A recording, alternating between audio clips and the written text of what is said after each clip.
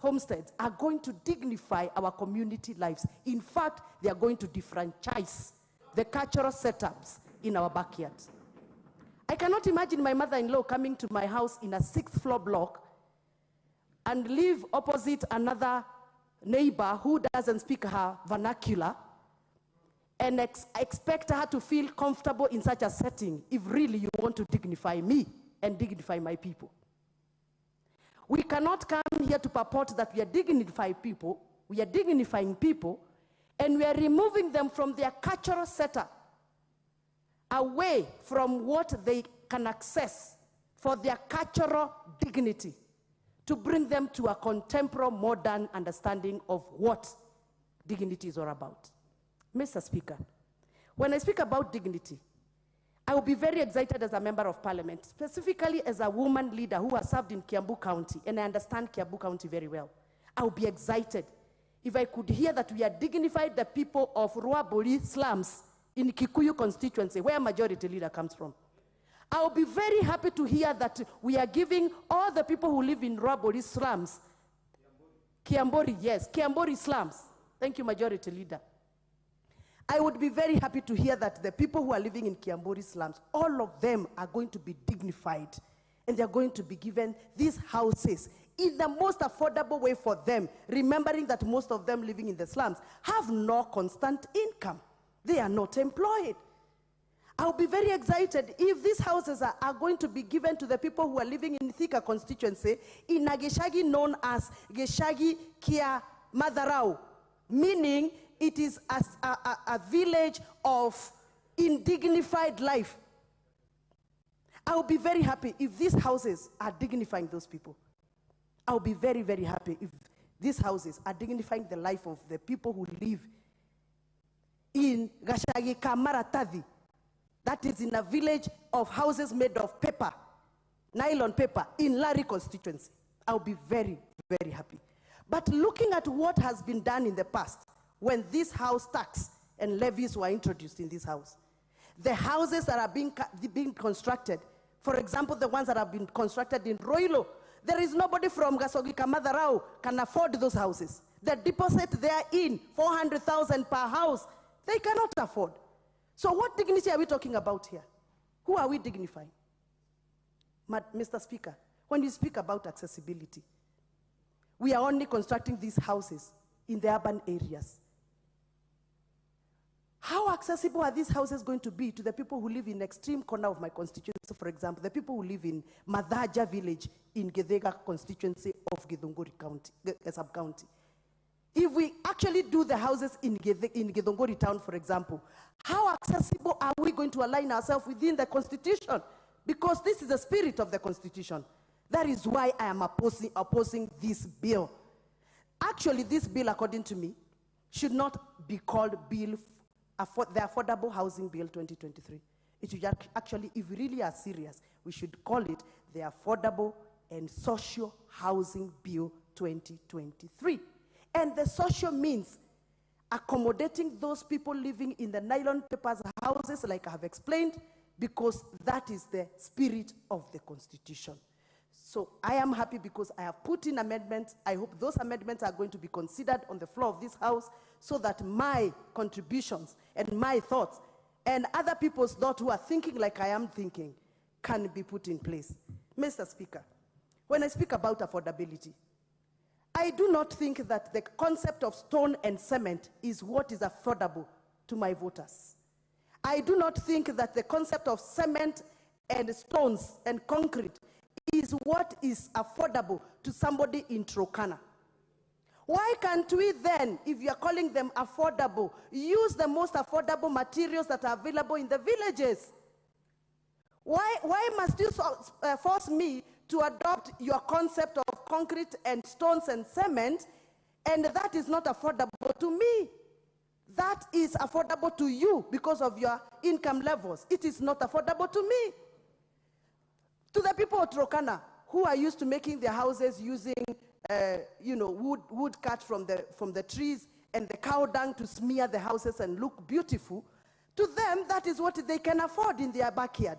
Why are you going to introduce the concrete and stones in Turkana and they are not affordable there?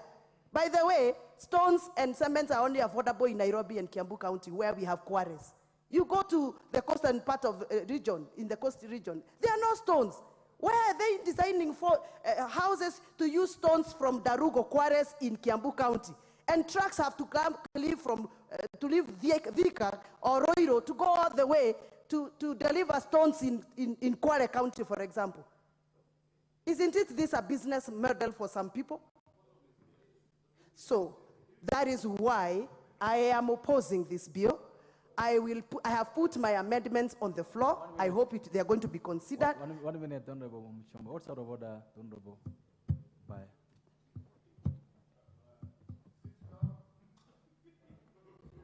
Honorable Speaker, I rise to a point of order on misinformation because the coast region is known for the coral stone. And a lot of the houses in the coast are actually built on stone, coral stone. That's one of the most precious stones that is used for building. To say that the people of the coast actually enjoy staying in mud houses, they don't have building materials. We have. My constituency is a place called Tezo. Mombasa has been built by the stones from Tezo. It is a quarrying area. Better stones than those are thicker. Kwale itself has one of the best coral reef with the best coral stones. So What's out of order? Shomba is a very well-informed person, but she should not distort facts. Okay. She should not distort facts and misinform people. We have very good building stones. And our houses, almost every house in Kilifi now is built. Thank you, the Honorable Baya. I think the Honorable Member is. Mr. Speaker, I think the Honorable, my friend, wanted to inform me, but he did not request me for permission to be informed because I don't think I was out of order. So next time, don't misuse the standing orders. Mr. Speaker, as I conclude, allow me to address the issue of land. I still would want to understand that this bill, because I've read it, it has not addressed how the government of Kenya is taking up public land. The legal framework around taking over pieces of land in our backyards is something that's still not addressed by this bill. No wonder I am not supporting it. You cannot come to my county and my sub-county and purport to take over public land to construct houses, land that was alienated for some project that serves the community. For example, in Githongori constituency, there is a proposal to take up land that was supposed to be used for our Mau Mau veteran memorial activities and cultural activities. And there is a lot of coercion happening so that that community can lose that land to affordable housing. I still feel this is not right. There is no right. No. Allow her 30 seconds to finalize.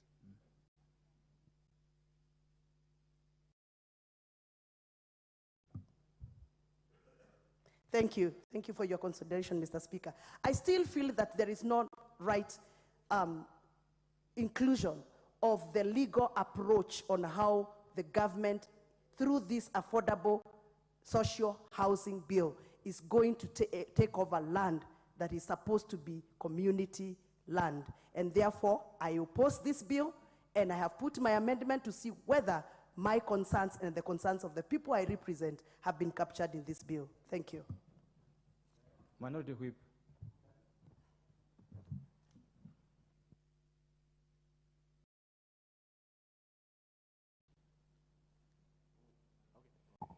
Thank you, Honorable Speaker. I rise to oppose this bill. And Honorable Speaker, right from the onset, it is important to say two wrongs don't make a right. And Honorable Speaker, the member for Kwanza was saying that we should try and improve on this bill. But there's no way to improve on something that is already flawed. Honorable Speaker, there is an issue of framework that was raised by the courts. I submit to you, Honorable Speaker, that we still have an insufficient framework in this housing bill. And allow me to demonstrate, Honorable Speaker. We have different forms of taxes and levies collected by the government. We have pay, we have NHIF, you have NSSF. Honorable Speaker, NHIF, there's a direct benefit to the person who pays that levy. The same thing with NSSF. You benefit from it. With pay and all income taxes is what we benefit from. We have teachers in schools. We have NGCDF whenever they decide to remit it, that goes down there to benefit. We have roads that are done. This is how we benefit directly from this pay. So how will this housing levy benefit the person who is actually paying this levy?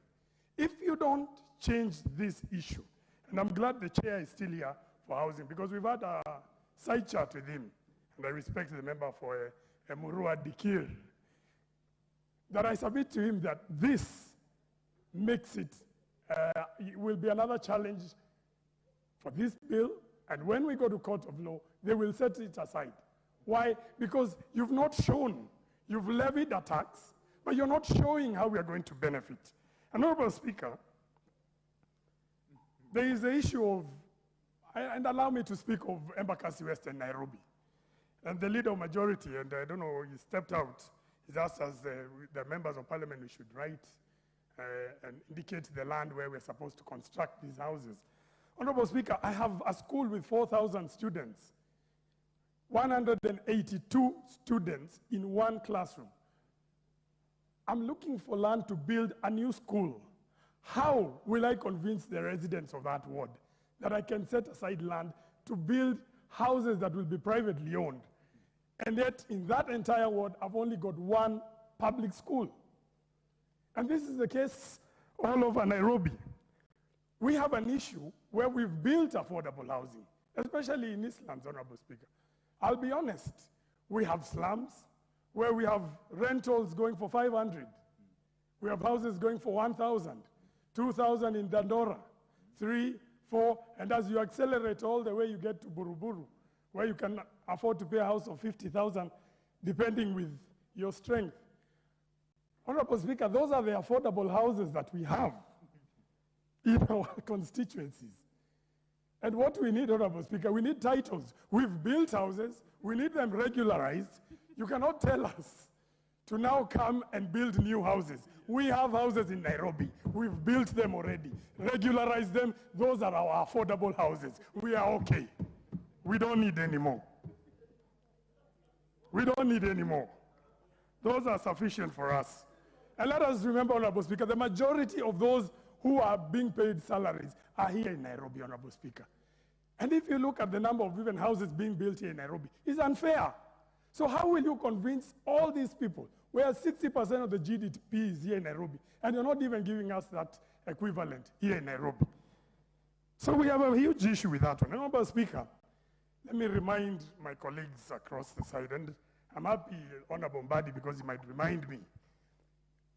President Kibaki built houses in this Nairobi. He didn't impose a levy. They're here in Langata. President Uhuru built houses in Starehe. I wish the member of Starehe was here. They're here in Pangani. No levies were imposed. So it's not something new, and that's why as Azimio, we were willing to support. We had this in our manifesto because we knew we could do it without asking for any extra money. So, Honorable Speaker, I want to speak also about my constituency. Some of the areas you've been pointing out where you want to demolish slums and build them. We've had uprisings and all sorts of mandamano going on in Nairobi because nobody wants the houses to be demolished. So we submit to you that we do have a form of affordable housing. It might not be the best, but it's what Kenyans can afford right now. And finally, Honorable Speaker, because I will have quite a number of amendments that I will bring in a bit later on. Honorable Speaker, let me caution, based on how this criteria has been put here. Honorable Speaker, before I became a member of parliament, when I was an advocate trying out, then I was earning a salary of 20,000. I had the opportunity, Honorable Speaker, to apply for an affordable housing scheme that is here at Nyayo Estate. Honorable Speaker, if there is a place where there was a lot of corruption and you needed to know somebody, was that scheme. That is how you've exposed us in this new bill. And I want to urge you, and I'm saying the Honorable Owen Bai is really paying attention. I urge you to go to Nyayo Estate. Those affordable houses, as they were considered then, because about 700,000-800,000, see the people who own them. It is the wealthy people during that regime who own those houses there. They own 10, 15 houses. People who are cabinet secretaries, PSs, members of parliament, those are the people who ended up owning those houses there. The way this bill is crafted, Honorable Speaker, the criteria that it is a simple ID, it is so subjective. It means somebody somewhere will choose and determine who is to get a house. And that is it. It doesn't matter what you contributed, what you gave out. All that will not be considered. This might boil down to the tribe, skin of your color, the depth of your pocket, who you voted for, party, share ownership. All that kind of nonsense is what will be considered. And they will ignore the fundamental issue of what we as Azimio wanted to sort out by creating affordable housing at a low cost without adding a single shilling to the taxpayer. So I'm going to urge the chair of the committee, because we will have a bigger discussion during the third reading. Allow us to amend this bill, as your colleague from Kenya Kwanza, Honorable Ferdinand Wanyonyi, said, and allow us to even delete each and every single clause here and redraft this bill afresh. And we do have the strategy, we do have the plan. Allow this issue to be a bipartisan issue where we can give you a better bill without adding a single shilling, a single tax to Kenyans out there. So, Honorable Speaker, in this current form, I apologize, I've not had a chance to look at the report to the committee because it came out at night, and I'm hoping some of these issues, we're going to look at them in depth. But, Honorable Speaker, the way it is, I'm sorry, but I cannot support this bill in its current form. Thank you, Honorable Speaker. Thank you. The Honorable Nyikal. Thank you, Mr. Speaker, for giving the opportunity to discuss this. So, Speaker, I rise to oppose this bill because it is actually flawed. Mr. Speaker, this bill, the objective is to provide for affordable housing, to put a levy, and to give a framework. It does none of those, absolutely none. Throughout the bill, there's been no indication on how these houses are going to be affordable, meaning it's cheaper than other houses in the market. You actually pay, you don't know you are going to get, and then you put a deposit of 10%, then you are given a house, and then you pay back the loan. That is standard. What is different from that? What is going to change them? And now you go and look at even what we call the frameworks. Just start with the definition. Affordable housing, not more than 30% of your income per month. We start to put figures. How are you going to actually ensure that it is not more than 30%? And then you go down, and the affordable houses are actually three types. Social housing unit for people whose income are below 20,000. Affordable housing unit, which is between 20,000 and 100,000. Affordable market housing, which is over 100,000.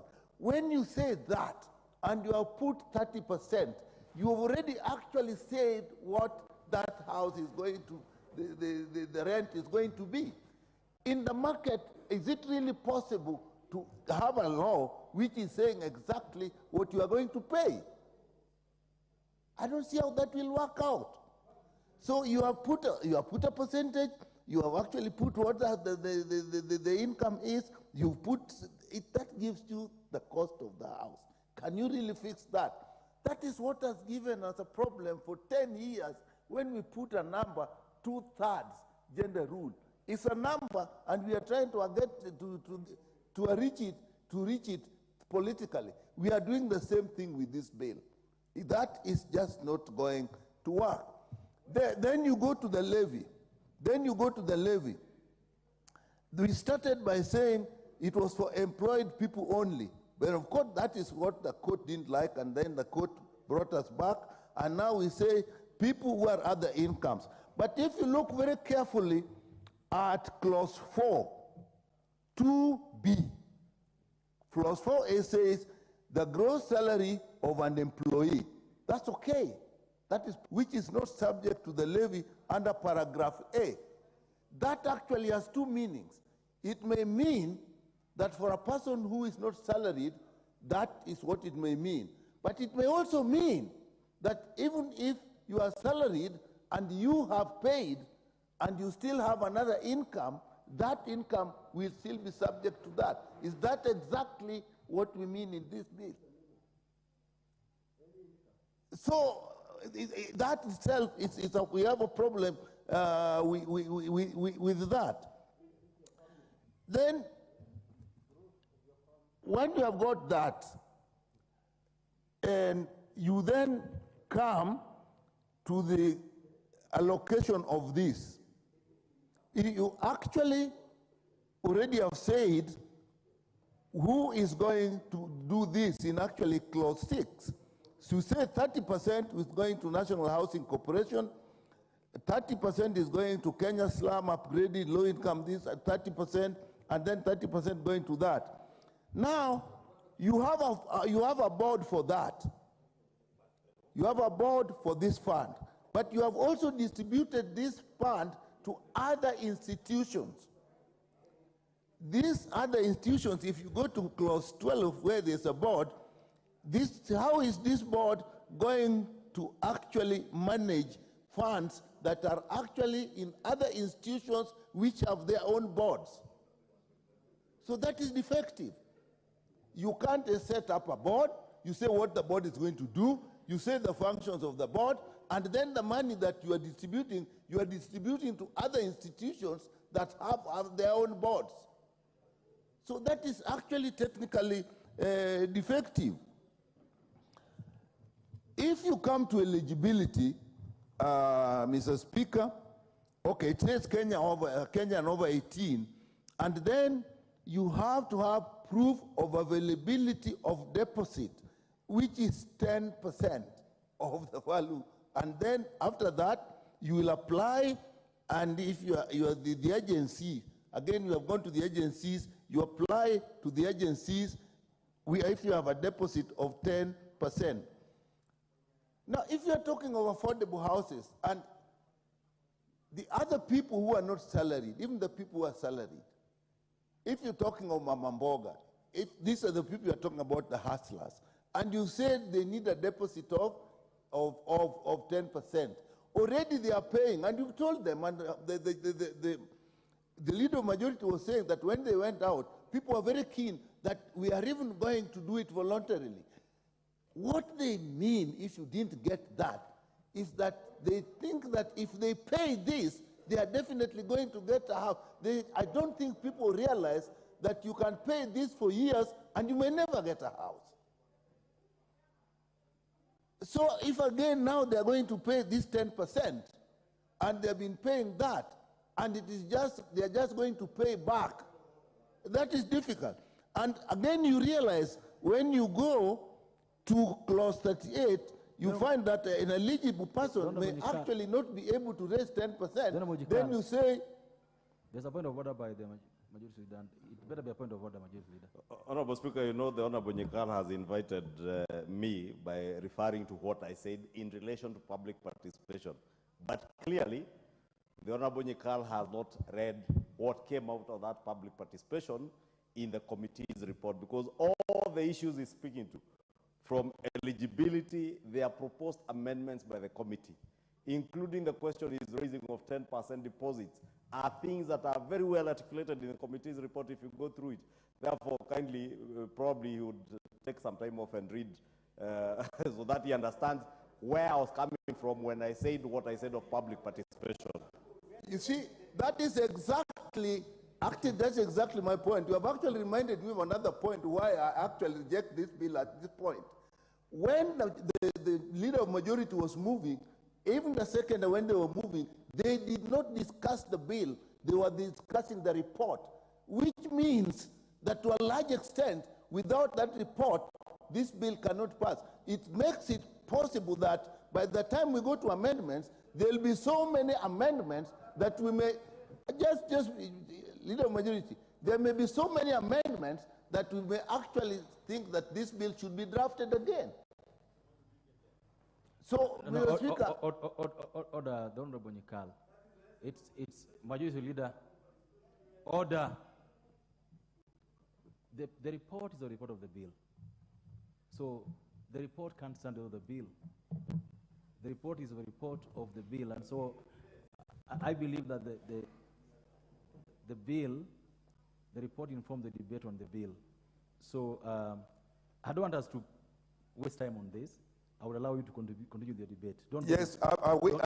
Don't get distracted. No, and I have actually even looked at the report, even the format of the report. Everyone is saying that we look at the report. First of all, it came late. We haven't had time to read it. But even when I've looked at it, you do not, as you normally would have in a report of this nature, a clear schedule of what amendments are proposed. What we have in this report is actually almost verbatim report. This is what they said. This is what the observation of the committee. So you don't actually, then you read the report, you don't clearly get it ends on page 190, and the only recommendation, committee recommendation, the committee having tendered the bill and the submissions from the members, the public and stakeholders, recommends that the House approve the bill with the amendments. Now, they are not, this is the report. So this is actually technically defective. So, Mr. Speaker, then we realize, as we have said, that people may not afford. We then bring that in clause 10, that a loan can also be made available. Now look at this bill. There is money you are paying. Then now you also want to take a loan. And you can also make a saving in the same. What structure shall we have for this fund? So the idea. Allow him 20 seconds to finish. We then move to Jomvu. You can't see. We move to Jomvu.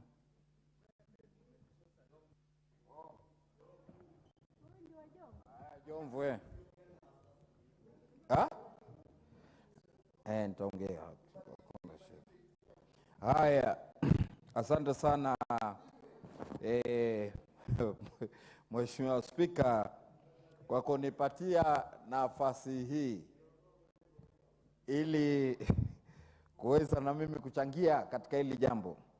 Mheshimiwa Spika, kwanza katika katiba yetu ya Kenya imeruhusu kuwa na haki ya makao. Alafu vile vile sisi kama